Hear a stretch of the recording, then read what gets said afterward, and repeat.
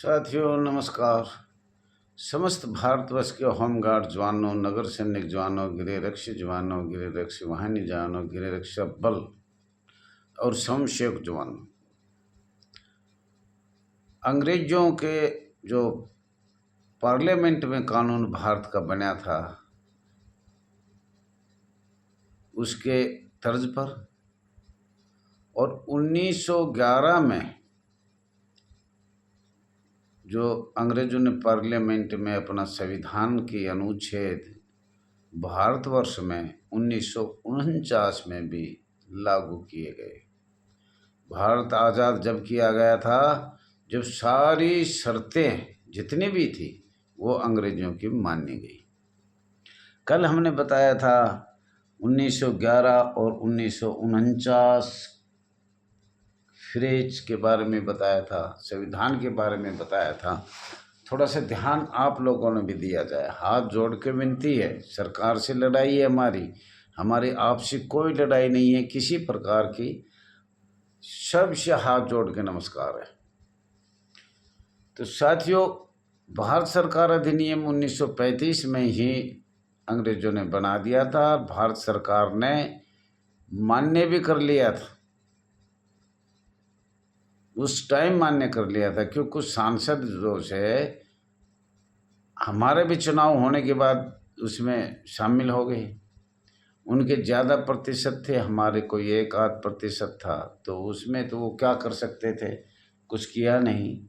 लेकिन आपको ये स्पष्ट बता दिया है कि आपका संविधान में गैर संवैधानिक में हम नहीं हैं। गैर संवैधानिक बनाया गया है अंग्रेजों के दबाव से। हम तो गृह रक्षा बल थे, हमें लड़ाई लड़ी, हमारे बहुत से जवान शहीद हुए और नेता सुभाष चंद्र की होश में भी लड़ाई लड़ने गए थे, वहाँ भी हमारे गृह रक्षा होमगार्ड थे। ये एक्चुअल तो उन्होंने ही बनाया था, उसने ही भर्ती करी थी शुरू में। जो देश की सेवा करना चाहते हैं वो आज़ाद हिंद फौज में 1942-41 की बात है। लेकिन अंग्रेजों ने भी ये बहाना ढूंढ लिया जो एक काम करता है तो भाई हम भी उसी को करेंगे। तो साथियों, ये लड़ाकू है, बहुत ज़बरदस्त है। होमगार्ड कोई मामूली गृह रक्षक बल, होमगार्ड, नगर सैनिक, स्वयंसेवक, ये बहुत तगड़े जवान थे, लड़ाई के योद्धा थे। तो साथियों, आपको ये भी बताया जाएगा कि आपके जैसे धारा आईपीसी धारा 21 और फिर आपको पढ़ना पड़ेगा भारत संविधान की धारा 21 अनुच्छेद 21। तो उसमें क्या लिखा हुआ है? हम अब भारत, जब ये इन्होंने अधिकारियों से हमारी बात हुई, खास तौर पर जिला कमांडेंट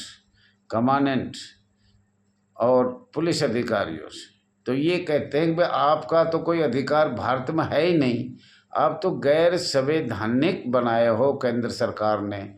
और भारत में 2 संस्था हैं, गैर संवैधानिक और संवैधानिक।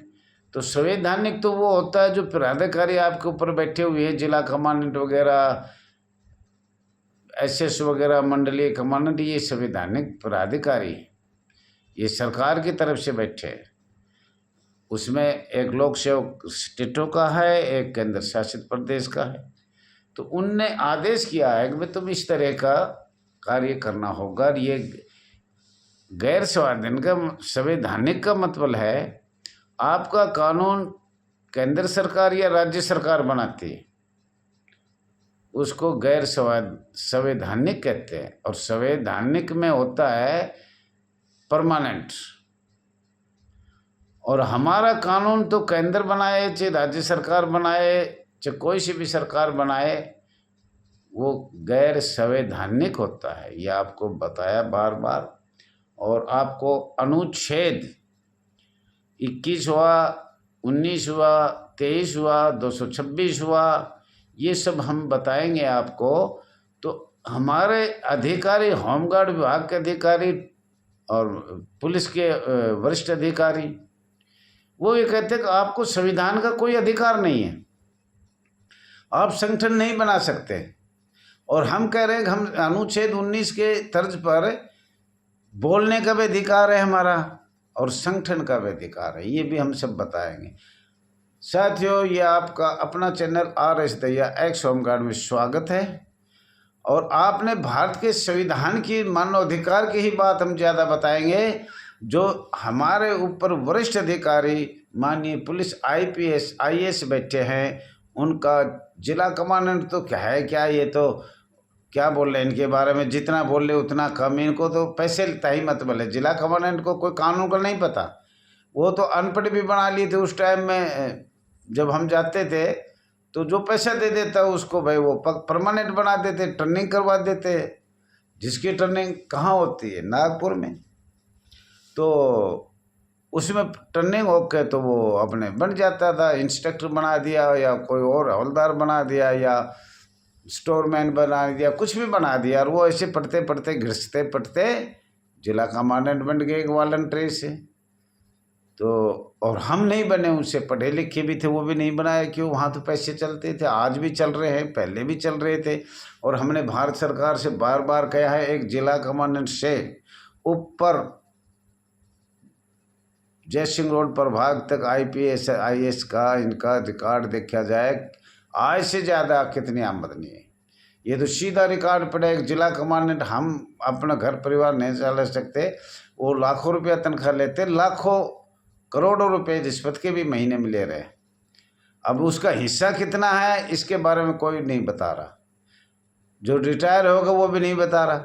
जवान नहीं कह रहा कि हाँ भाई हिस्सा तो सबका ही है, लेकिन ये पता नहीं लग रहा किसका कितना हिस्सा है। अगर ऊपर ना आ जाए तो दूसरे दिन जेल में मिलेंगे। ये CBI छापा पड़ जाएगा, लेकिन ऊपर तक जाता है तो छापा कौन डालेगा? और ये भी बताया जाएगा आपके भाई धारा 21 में कौन कौन से आते हैं अधिकारी। धारा 21 है जो IPC धारा 21 में कौन कौन आते हैं, तो ये सब आपको बताएंगे आगे। लेकिन आज हम ये बताना चाह रहे हैं जो कल छोड़ा था उसके बारे में। क्या अंग्रेजों ने ब्रिटिश सरकार को अस्थाई सरकार शपथ किस तारीख को भारतवर्ष के किस को दिया गया था? अस्थाई सरकार बनाई जब अंग्रेजों ने किस को, माननीय सरदार जी को दिया था, पटेल जी को, माननीय नेहरू जी को दिया था कि भाई ये भारत का अस्थाई माननीय प्रधानमंत्री होगा। और किस तारीख को दिया था तो तारीख कोई नहीं बता रहा। हमने बार बार सरकार को भी लिखा है, आप भी लिखो। अस्थाई सरकार की शपथ पहले अप्रैल 1946 में कानून नियम ब्रिटिश सरकार को बनाए थे या अस्थाई सरकार बनाई थी? मतलब अप्रैल में जो 1946 में हमारे कानून बने, वो कानून किसने बनाए थे? या भारत सरकार अस्थाई ने बनाए या अंग्रेजों ने, ब्रिटिश सरकार ने बनाए, यूनाइटेड किंगडम ने बनाए? जहाँ तक हमारा विचार है, तारीखों का हिसाब देखा। लेकिन हमारे जिला होमगार्ड कमांडेंट, मंडलीय कमांडेंट और पुलिस अधिकारी इसके बारे में कोई बात नहीं करेगा, उसको सेवा मुक्त कर देगा। अगर कोई ज़्यादा बात करेगा तो अपने घर जाओ और आपका सब अधिकार छीन लिया। भारत के संविधान का अधिकार कहते हैं होमगार्ड संस्था का नहीं है, नगर सैनिक का नहीं है, स्वयंसेवक का नहीं है। तो ऐसे अधिकारी देते हैं, लिखित भी नहीं देंगे आपको, ऐसे कह देंगे जाओ अपने घर, हमें फुल पावर है। तो साथियों, हम भारत सरकार से ये पूछना चाहते हैं, पहले कानून बना था 1946 में, स्थायी आदेश बना था, या अंग्रेजों ने अस्थायी सरकार किस तारीख को चुना था? लेकिन इसका कोई जवाब नहीं है। और उसमें संविधान जब बनाया गया उसमें कितना प्रतिशत हिस्सा अंग्रेजों का रहा, भागीदारी कितनी रही, और भारत के संविधान में कितनी भागीदारी थी अंग्रेजों की, और भारत सरकार के अधिनियम में कितनी भागीदारी थी? तो ये सब बात हमने बार बार सरकार से में लिखा है। आप भी को आवाज़ उठाओ और भारत संविधान सदस्यों की कमेटी के चुनाव किस तारीख को हुआ था, ये हम सब सरकार को लिख चुके हैं, लेकिन फिर भी हम आपको बताना चाह रहे हैं, अगर हमारे कानून स्थायी आदेश अंग्रेज ब्रिटिश सरकार ने बनाए है या अस्थायी भारत सरकार ने बनाए, तो उसकी भी तारीख होगी कोई, किस दिन माननीय प्रधानमंत्री अस्थायी को शपथ अंग्रेजों ने दिलाया, या उससे पहले ही कानून बन चुके थे। मैं तो ये कहता हूँ। और आगे साहब आप जानकार भी हो, बहुत ज़्यादा आगे हमारे से आगे पहुँच गए हो। भारत का संविधान सदस्यों की कमेटी चुनाव किस तारीख को हुआ था, उससे पहले ये कैसे बना, अक्टूबर 1946 से पहले किस किस संख्या में कानून नियम अनुच्छेद लागू किया गया था। भारत का संविधान तो 9 दिसंबर या 6 दिसंबर से चालू हुआ था, उससे अक्टूबर 1946 में ये कानून स्थायी आदेश किसको बनाया, और उसमें ही सारे मतलब वो कर दिया कि सब बराबर है, मटिया मैदान कर दिया 1946 में। तो वो तारीख भी हमारे पास, हम सरकार से जानना चाहते हैं। हमारे पास तो अब सभी करीब करीब पूरा रिकॉर्ड आ गया, जो हमारे साथ हुआ है उसकी तो हाय बुरी गरीब की लो भूसम हो जाए, एक दिन इसका भी अंत आएगा। जिसने हमारे साथ इतने परिवारों के साथ जो ये ऐसा किया है, एक गृह रक्षक बल जो विद हथियार लड़ाई लड़ी उनको संशयक बनाया, तो ये एक श्राप पड़ेगा। दिसंबर 1946, 1947, 1948, 1949, नवंबर 1949 में ब्रिटिश सरकार को, भारत की अस्थायी सरकार को हिस्सेदारी कितनी, कुल कितने अनुच्छेद लागू किए गए।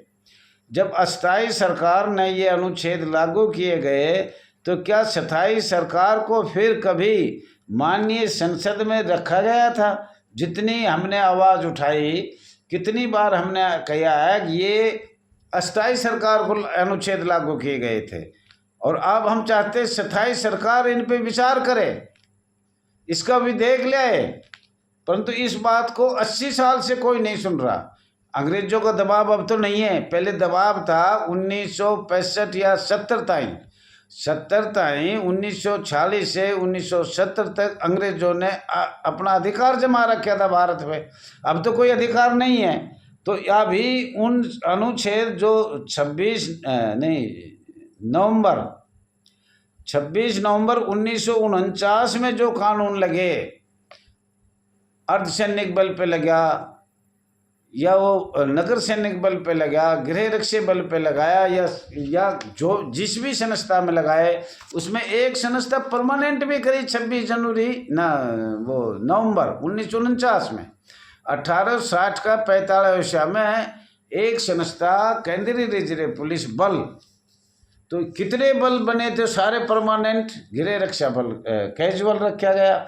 तो हम आज हाथ जोड़ के प्रार्थना करते हैं भारत सरकार से, अब जो अनुच्छेद अस्थायी सरकार को लगाए थे वो स्थायी सरकार पे विधेयक लाकर पास किए जाए। साथियों, समय हो गया, इतनी थी, आगे फिर बताएंगे कल। थैंक यू, धन्यवाद, जय हिंद, जय भारत।